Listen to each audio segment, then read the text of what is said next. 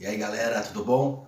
Com vocês agora, eu, professor Felipe Tonera. Geografia na veia.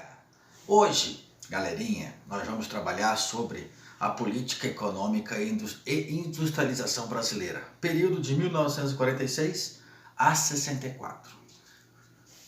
O foco aqui é a industrialização e as políticas econômicas, correto? Então vamos lá. Em 46 a 51, quem governava o Brasil era Dutra. Exato. Vargas, foi deposto pós-Segunda Guerra, Não era suficiente ele ficar no poder, se na Segunda Guerra o Brasil lutou por democracia e nós vivíamos numa ditadura. Então ele foi, Vargas, dá licença, ele saiu do poder. Tá? Bom, em 46, quando o Dutra assumiu, ele pôs em prática o seu Plano Saúde. Algumas características do Plano Saúde: investimentos em saúde, alimentação, transportes, energia e educação. Era o foco, a grande característica do Plano Saúde econômico da época de Dutra. O Brasil tinha acumulado grandes reservas de capital. O que é isso? Grana, dinheiro guardado no bolso, durante a Segunda Guerra. Então Dutra, ele começou a fazer o seguinte: começou a importar máquinas e equipamentos para as indústrias têxteis e mecânicas, ok? Ele reequipou o sistema de transporte e também trouxe incremento da extração dos minerais, tanto metálicos como não metálicos. Houve também a abertura às importações de bens de consumo. Isso que as indústrias brasileiras não gostavam, quer ter concorrência, certo? Getúlio Vargas, 51 a 54.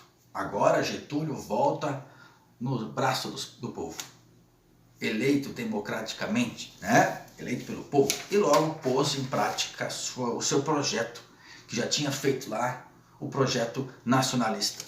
Ele investiu pesado no sistema de transporte, comunicações, energia elétrica e petróleo, e voltou a restringir as importações de bens de consumo. Ele criou o BNDES, o Banco Nacional de Desenvolvimento Econômico e Social, em 1952, e criou também a Petrobras, em 53, com o slogan: o petróleo é nosso. Tá? O projeto nacionalista de Getúlio foi derrubado pelos liberais. Quais eram os argumentos dos liberais? A economia fechada ao capital estrangeiro, não iria trazer a modernidade do parque industrial. E também que qualquer crise ou qualquer queda do preço do café, também era um problema sério para a expansão da indústria brasileira. Então, o plano de Vargas, nacionalista, que ele queria colocar em prática, não foi derrotado pelos liberais. Em 54, o que aconteceu em 54? Exato. Vargas comete suicídio. Por que ele comete? Bom, isso é outra aula de história e não de geografia. O foco é economia e indústria. Assume o seu vice, Café Filho, que vai até 56. Tá? Bom, em 56 a 61, o novo presidente, Juscelino Kubitschek, JK, não é o John Kennedy, tá? É o brasileiro, JK brasileiro, Juscelino Kubitschek. Ele pôs em prática o quê? O seu plano de metas.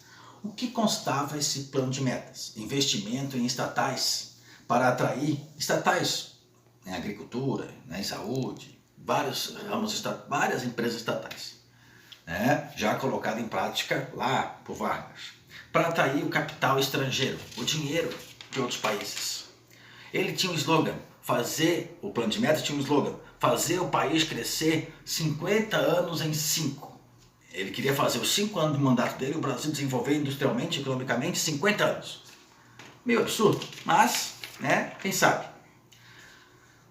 Outra coisa importante no plano de metas era a transferência da capital nacional, que era no Rio de Janeiro, transferir para Brasília.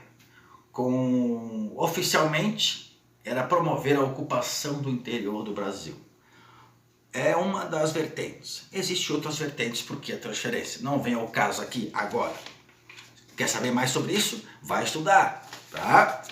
Bom, 73, 75% dos investimentos de JK era em energia e em transporte.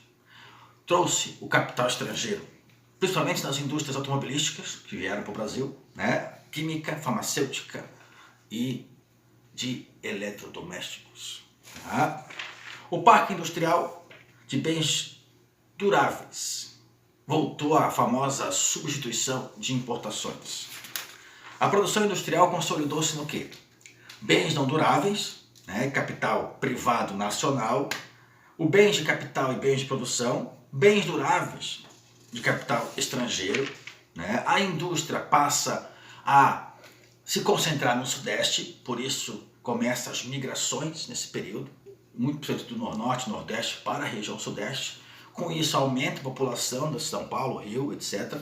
Há o crescimento desordenado das cidades, criação de favelas, entre outros. Há um crescimento acelerado, um crescimento econômico acelerado no Brasil.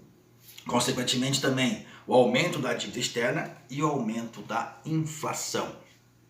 Tá? Isso durante o governo JK, Juscelino Kubitschek. Em 59, JK cria órgãos, né, de planejamento estratégico para descentralização de investimentos por todas as regiões. Agora, o governo de João Goulart, 61 a 64. O governo do João Goulart, conhecido como Jango, né, assume com a renúncia de Jânio. Jânio fica 5, 6 meses. Né? Então quem governa... A renúncia de Jânio é uma outra aula. Jânio merece uma aula só de Jânio, né? Mas isso é mais para aula de história. Tá? Com a renúncia de Jânio, agravou ainda mais a crise política, quer dizer, crise econômica, perdão, né? Herdados por JK, a inflação, a dívida, entre outros. 7 de setembro de 61, o que aconteceu nessa data? Comemorava a independência do Brasil. Sim, mas na política nacional naquela época, 7 de setembro de 61 era a posse de Jango. Aí, o pessoal que não gostava muito do Jango, depois tem outra aula lá de história, a gente vai saber melhor, adotou o parlamentarismo. O que é isso? É uma forma de governo. Hoje o Brasil adota o presidencialismo, onde o presidente da República é o chefe de Estado, que representa a nação, e o chefe de governo, que governa. O parlamentarismo é diferente. Tem o chefe de Estado, que é o presidente, que só representa a nação, e o chefe de governo, aquele realmente que manda.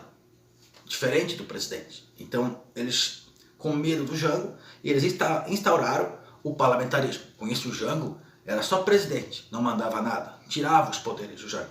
Você vai saber depois por quê.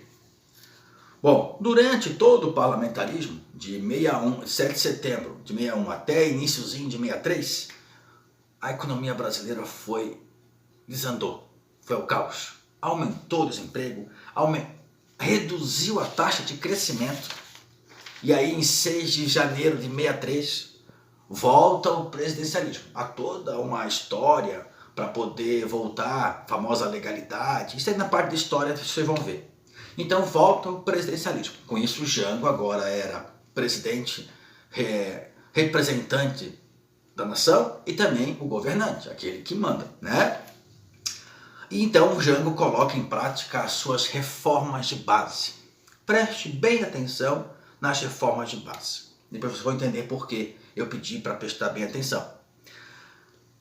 Nas características da reforma de base tinha o seguinte: ele queria fazer a reforma tributária, reforma bancária e reforma eleitoral. Ele queria fazer a regulamentação de investimentos estrangeiros, das empresas estrangeiras aqui, que não enviasse todo o lucro para fora, que deixasse parte do lucro aqui para investir no Brasil e não mandar toda a remessa de lucro para fora, o que muita gente não gostou, né? Ele queria fazer a reforma agrária, distribuir as terras devolutas, terras improdutivas, para os agricultores que estavam precisando. E ele queria colocar maiores investimentos em saúde e educação. Bom, essa reforma de base, pasmem, é um absurdo. Com essa política, ele foi taxado de comunista. É um absurdo. Ser taxado de comunista porque quer investir em educação e saúde. ser taxado de comunista porque ele quer fazer reforma tributária, bancária, eleitoral. Ser taxado de comunista porque ele queria que os lucros das empresas estrangeiras ficassem parte aqui para investir nas empresas brasileiras e não fosse tudo para fora. Como é que isso é ser comunista? É claro, né? Ao fazer reforma tributária, reforma bancária eleitoral, ele mexia com muita gente grande. Ao impedir os lucros ir embora, ele mexia com grandes empresários. Ao fazer reforma agrária, ele mexia com muitos fazendeiros. Então, para as elites, ele era comunista. Né? Onde já se viu investir em educação para pobre? Então a sociedade, há uma parte da sociedade conservadora, civil, e a área dos militares, criaram condições para a instauração do quê? A instalação do quê? Do golpe. Exato, foi o golpe. Não tem que dizer que não. Foi o golpe, né, cívico-militar, né, de 31 de março de 64. Então, pessoal, um resuminho de 46 a 64 de como foi as políticas econômicas e o processo de industrialização do Brasil nesse período, 46 a 64. Na próxima aula a gente vai falar sobre como é que se deu a economia, os projetos econômicos, as políticas econômicas e a industrialização do país durante o período militar, quando os militares, depois do golpe, ficaram no poder. Ok, pessoal? Até a próxima e